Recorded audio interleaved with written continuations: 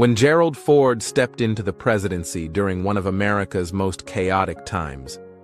But after the cameras stopped rolling and the Ford family left 1600 Pennsylvania Avenue, each child took a wildly different path. From the pulpit to Hollywood, from addiction to recovery, and from politics to total privacy. Their stories are fascinating, unexpected, and very real. Today, we're diving deep into the lives of all four of Gerald and Betty Ford's children, Mike, Jack, Stephen, and Susan, to find out where life took them after the White House years. Number 4, Michael Gerald, Mike Ford. Born in 1950, Mike Ford was the eldest of the 4 Ford kids, and maybe the most grounded. While his siblings found their way through public service, entertainment, or privacy, Mike found God. He attended Wake Forest University and graduated in 1972. During his time there, he was part of the Sigma Chi fraternity and seemed like your classic all-American college kid. But after undergrad, he took a different path. He earned a Master of Divinity degree from Gordon Conwell Theological Seminary, a move that said, "I'm not here for politics, I'm here for people." After that, he started working as a campus minister at the University of Pittsburgh, connecting with students on a deep spiritual level. But in 1981, something big happened. He returned to Wake Forest, not as a student, but as the director of student activities and the student union. And he stayed there for 36 years. That's longer than some entire presidencies. His time at Wake Forest wasn't just about managing student events, it was about shaping lives. In 2018, he received the Medallion of Merit, the university's highest honor. That says a lot. Mike married Gail Brumbaugh in 1974, just as his dad became president. They have 3 children and have stayed mostly out of the media spotlight. But don't think he's forgotten where he came from. Like his brother Stephen, Mike serves as a trustee on the board of the Gerald R. Ford Presidential Foundation. Number 3, John Gardner, Jack Ford. Born in 1952. Jack might be the most mysterious of the Ford children. During his father's presidency, he was studying forestry at Utah State University. And during the summers, he worked as a ranger at Yellowstone National Park. That's not a metaphor. He was literally hiking trails and keeping bears away from tourists. In 1989, he married Julianne Philando, and they have 2 sons, Christian, born 1997, and Jonathan, born 1999. Unlike his siblings, Jack never chased fame, never published a memoir, never gave interviews about growing up in the White House. He kept it low-key. But every now and then, he pops up at events honoring his parents, like speaking at the 1996 Republican National Convention or appearing at dedications for the Gerald R. Ford Presidential Library and Museum. Number 2, Stephen Meigs Ford. Stephen Ford was born in 1956, and while he was just a teenager when his father became president, the White House wasn't his final stage. He graduated high school in Alexandria, Virginia, but didn't go straight to the glitz and glam of Hollywood.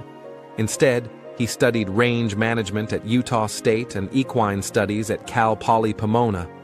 Basically, he wanted to work with cows and horses, not cameras. But life had other plans.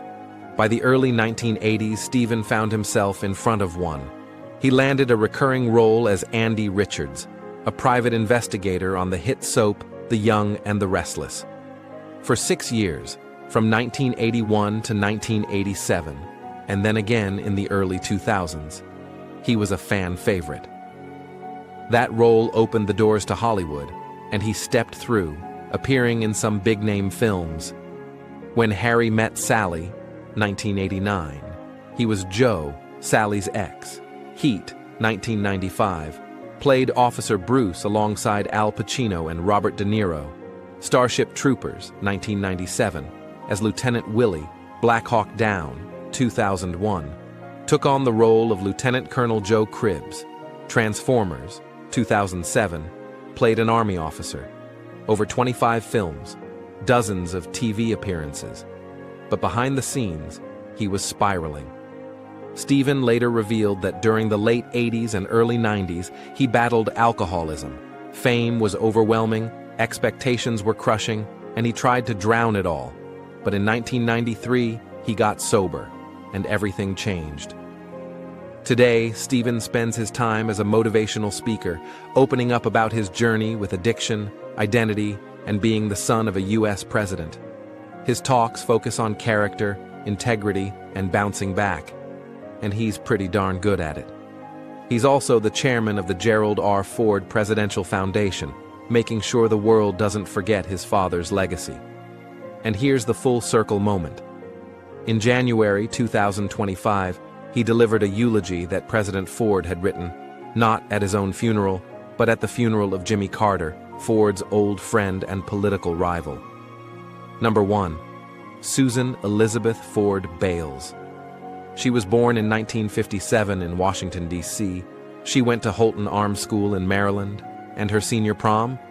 Yeah, she hosted it in the East Room of the White House in 1975. No big deal, just dancing under chandeliers where Lincoln used to walk. When her mother, Betty, was diagnosed with breast cancer, Susan stepped in as the official White House hostess, at just 17. After the presidency, she built a life of her own, and didn't settle into being just the president's daughter. She trained as a photojournalist and worked for the Associated Press and Newsweek, and she wasn't done telling stories. Susan co-wrote 2 mystery novels, Double Exposure, A First Daughter Mystery, 2002, Sharp Focus, 2005.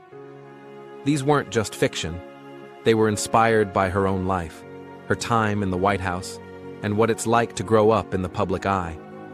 But Susan's biggest legacy might be in addiction recovery.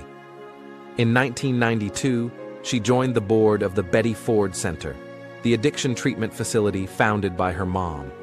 In 2005, she took over as chair, leading the center through some critical years. And she didn't stop there. She was the ship sponsor for the USS Gerald Ford aircraft carrier, participating in its keel laying in 2009 and its christening in 2013. In 2016, she was named an honorary naval aviator, the first woman ever to get that honor. Susan's been honored, praised, and even criticized. In 2024, she made headlines by endorsing Kamala Harris for president, despite being a registered Republican. She said it wasn't about party, it was about integrity. She's been married twice, first to Secret Service agent Charles Vance, with whom she had 2 daughters, then to attorney Vaden Bales. Both marriages ended in divorce. Today, Susan lives in McKinney, Texas, and continues to be a public figure in her own right. The Ford children never asked for fame, but they've earned something better.